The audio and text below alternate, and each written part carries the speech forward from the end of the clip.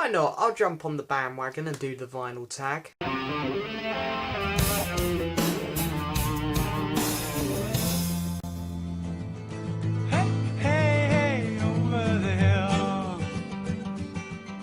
So hello and yes, welcome back to another video, guys. Now then, I'm doing the vinyl tag today.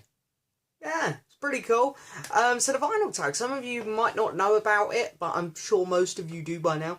It was a thing that was kind of done outside the vinyl community for record collectors, new people who are collecting records. And it was like the in thing. And it never really caught on here in the actual vinyl community for the die-hard record collectors.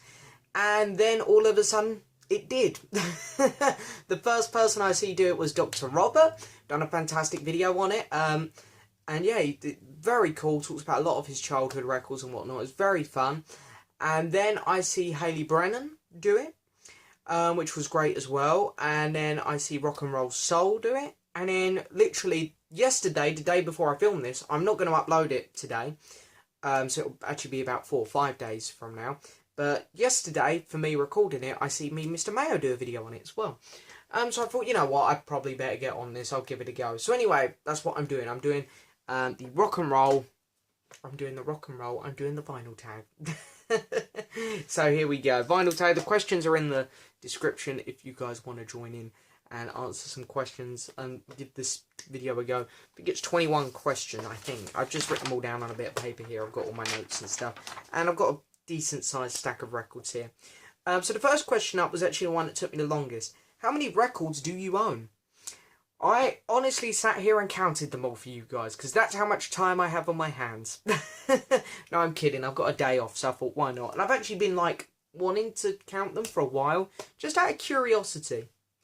So what I've done is I went through them, counted a stack of 50, then another stack of 50, 50, 50, 50. I counted each record in my album box sets individually as well. And I got a shocking number. Couldn't believe how many records I owned. I thought it was going to be about 800. 1,133 records. Big number. Next question up is, what kind of record player do you own? I have a Pioneer record player. I've got an amplifier by Pioneer. I've got a CD player for Pioneer, which does the special gold CDs and all them cool ones. The speakers, are they Pioneer? No, there's something else. Oh, I can't read it from down here anyway. I've got different speakers. The turntable is a Pioneer as well. It's not the nicest Pioneer turntable. It costs about £150.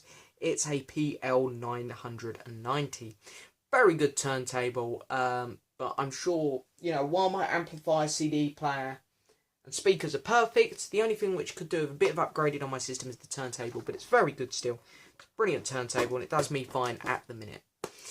How old were you when you started collecting records? Now, I don't actually know this one off by heart. I'm going to say either 11 or 12. I'm 19 at the minute, so I've been collecting for quite a while now, But when I started collecting, I was buying like 1 record a month. Seriously collecting, probably only about 3 years ago. I'm going to say 16. But, you know, I really did start collecting at 11 or 12. What's the oldest record you own? Now, I actually do have a couple 10-inch Buddy Holly and Elvis Presley vinyls, proper vinyl, in my loft, which my nan gave to me. And there's a Roy Orbison as well, which my granddad gave to me as well before he passed away. So I've actually got them in my loft. I didn't bring them down for the video, so I got them. But on me here, I have this here, which I bought at Spitalfields Record Fair for £10. Buddy Holly's self-titled 1950... Oh, I don't know, 50-something album, which is great. Brilliant record, honestly. I mean, you got Peggy Sue, Listen to Me, Ready Teddy, Everyday, Rave On, you know, Words of Love, you know, great record there. So we've got that one there to show. What the first records I got? The first records I got, I did not buy. First records I got were given to me. You know, of course, like everyone, I started off on the Beatles. You know, Beatles were the first band I got into. I got the Red Album on CD from my dad. Loved it. And then he said, I've got some Beatles vinyls. He said, do you want them? And you can have my old turntable. And that's how I got started when I was 12, I think. Or it might have been 11, as I say. I was like, sure. So anyway, he gave me his records. One of them is in the loft. Again, don't have it here. It's with the Beatles, but it has a massive tear on the cover. And that's why I put that one away, because I've got an upgrade copy here. But I wouldn't sell it because it's my dad's, so that one's gone in the loft. The others I still have here with me. It's an original pressing of A Hard Day's Night in mono. An original pressing of Beatles for Sale in mono. A 1980s reissue in stereo of Sgt. Pepper's Lonely Hearts Club Band. And the Beatles 20 Greatest Hits, which of course is the one I was playing like non-stop. So I've got all down records with the Beatles ripped one all at the same time. So that was a very fun day. And then the first one I bought with my own money is the next question, and that is this one here. An original US pressing, Let It Be, with the gatefold and the red apple. You know, I didn't know anything about pressings when I was buying it. I just thought, I'll get a nice copy of Let It Be. So I looked through all the ones on eBay, and I see this one said, plays perfectly. And I was like, that one will do. Okay, so the next one up is favourite colour vinyl. The record I'm about to show is probably the rarest record in my collection. So I was going to show this as a rarity, but I'm going to show something else for a rarity, which is a later question. I'm going to show it as a colour vinyl, because it really is my favourite colour vinyl. And it is the Mondo limited pressing. I think there's only 200 pressings of this. Mondo pressing of the Guardians of the Galaxy soundtrack. And this vinyl is beautiful. And yeah, this record goes for about £400 now or something. And it's crazy, because I only paid about 20 to 30 when it came out. And I hope they do a Mondo pressing for the Guardians of the Galaxy Volume 2 film that's coming out this year, because I'd like to buy that too. But yeah, here's the vinyl. Look at that. Beautiful, beautiful vinyl. It's incredible, really. And I love the label as well. So the label did kind of also influence, you know, because it's part of the vinyl. It is.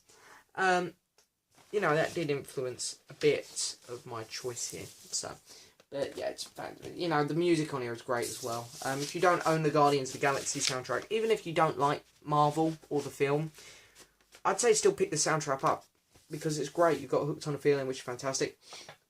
We've got David Bowie, Moon Age Daydream on here. You know, we've got Jackson 5, I Want You Back. I'm Not in Love, 10cc. You know, Cherry Bomb. Some really good stuff on here. Ooh Child. But every time I think of Ooh Child now, I think of Chris Pratt dancing and distracting Ronan. Okay, so the next one up is... Hang on, I'm losing my list here. What is a discount album you own? Now, I wasn't sure discount really what, you know, meaning of the word it meant. Discount as in a rare record that I got really cheap, or discount as in an album which I bought but really I could just throw it away and wouldn't care about. So I'm going with an album that I bought and I could throw it away and really wouldn't care if I lost it. I bought this when I was in Great Yarmouth here in the UK, which is North East England, for 20 pence in a charity shop. And if I threw it away, if I lost it, would I care? No. It's Stars Sing Lennon and McCartney. Yeah, when I was young, I used to buy anything with the Beatles on. And as much as I love the Beatles, these albums where you get other people singing their songs and stuff, I don't need them. You know, you got, fair enough, you've got Cilla Black on here, she's good. That's about the only one out of the names there that I like. So yeah, this is crap, I don't need it. But anyway, it's there in my Beatles collection. Okay, what have we got here? What's your prized possession? Now this is very strange. I done a video a while back all on the most special records in my collection. And a lot of them special to me because I have sentimental feelings towards them. I just generally, you know, would find it very hard to give them away because they come from family members, or I've just picked them up in very cool occasions. But I'm picking this one because I never thought I'd get this on vinyl. Again, I could have picked this as my rarity record for a later question as well. But I'm going to show Eric Clapton Chronicles compilation. This is incredibly rare. Now, this was my first Clapton CD as well. I bought this on CD, and believe it or not, my favourite songs on here were My Father's Eyes, and then Blue Eyes Blue, and I Get Lost. And what do you know? Blue Eyes Blue and I Get Lost are just for this album. You can't get them anywhere else. And this came out in '99. It goes for about £200. And I was like, I really want that album, but I'm not willing to pay that just for 2 songs. this popped up on Discogs somewhere like Israel for like £50 or something like that, and I thought, that's really risky, but I'm going to risk it. And it come mint. And I love it. I do play it. I do play it occasionally, and I love it. This is probably my favourite compilation of Clapton's. So awesome. And, you know, there's a lot of records that I could have shown here, and I'll probably upload this video and then regret it. I'll say, oh, I should have shown this record as my prized possession. But I'm going to show that for this video. Okay, a record by a female artist. I'm going to show Melody Gardot. She's a very underrated French jazz singer who's fantastic. And this is my favourite album of hers. She's only got 4 albums. Really recommend this album. My one and only for it. It's a fantastic record. Okay, a very easy one here. Favourite record by favourite band. This is my favourite record by my favourite band. Abbey Road, Beatles. An impulse buy. Things that I bought which I don't need. I've actually got a pile here of about, I think it's 5 records, all by one artist. I like the greatest hits from, or the popular songs from this guy. So I didn't show that one. I've actually still got that up there. I don't regret buying the hits because they're good songs, but his albums are generally, in my opinion, not very good.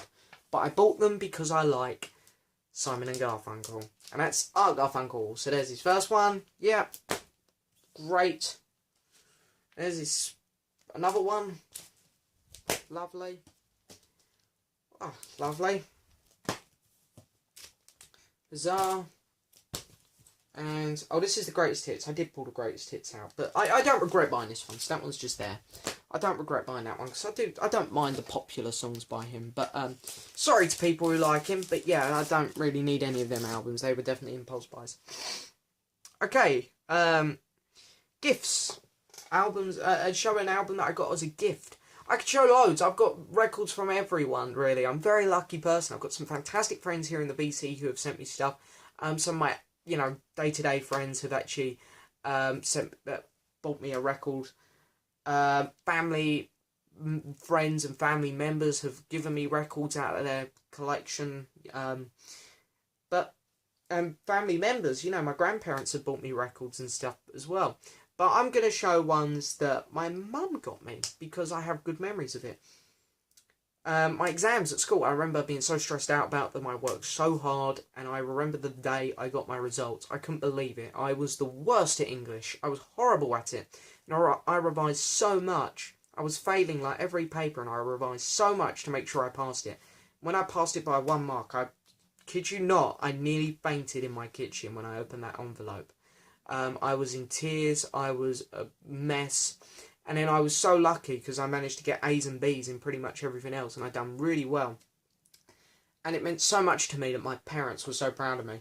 And my mum said, I'll buy you a couple records on Amazon to say well done. And I was like, oh, that is amazing. So anyway, I picked a couple records. So this is one of the 2 that I picked, but this is not the one I want to talk about. I picked Wilco Johnson and Roger Daltrey Going Back Home album. But the one which I want to talk about in more detail is this one. Eric Clapton and Friends, The Breeze, an association of J.J. Cale. Didn't really know who J.J. Cale was at the time, but I have come to love him. But Eric Clapton has become my favourite artist. And even though before my mum bought me this, I had a couple albums like 461, Slow Hand, Journeyman, I believe I had. I just had a couple little bits and bobs. But getting a new Eric Clapton album and hearing how good he still sounds, I was like, I've got to get into this guy more. And that was it. I then started to rail in the Clapton stuff, and since then he's become my favourite artist. I'm going to see him this year. So this gift was what started something very magical for me. So I hold that one very close to my heart. It's not Clapton's best album, in all honesty, but I love it. It was also my first album with an etching on, so very cool as well. Most played record in my collection, easy. Electric Light Orchestra's greatest hits. ELO probably have the best hits alongside John Lennon. You know, their hits are just like perfect. Their hits were hits for a reason. But then again, I love pretty much everything ELO's done. And same with John Lennon, really. So I don't mean that in a negative way, but their hits are so damn catchy. Okay, now here's the rarity. So as I said, there's so many records I could have picked for this. The Guardian soundtrack, Clapton Chronicles. I've got some rare David Bowie stuff. You know, so many I could have picked, but I went with because it's such a sorted after record. I think, you know, people will know this album.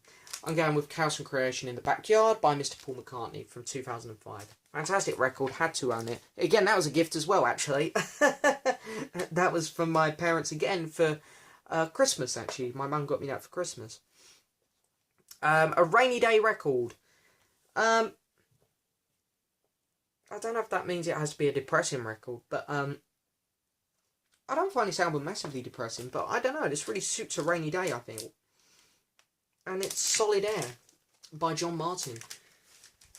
It's a beautiful record, incredible. If you haven't heard this album, you have to hear it. It is honestly incredible. If you want slow acoustic guitarists, you know, just people just sit there on the acoustic guitar, you know, doing some beautiful singing, this is the guy to go to. Fantastic.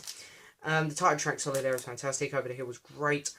May You Never is fantastic. The Easy Blues is great. It's just a nice slow record that I think would suit a rainy day. And to be honest, it's quite grey today. I'm in the mood for that album now. That's going to be my intro song. So Feel Good album, I really didn't know what to pick, to be honest. My brain went dead on this one, a Feel Good album. But I guess, you know, Feel Good album, you could do Beach Boys or something. Very easy choice.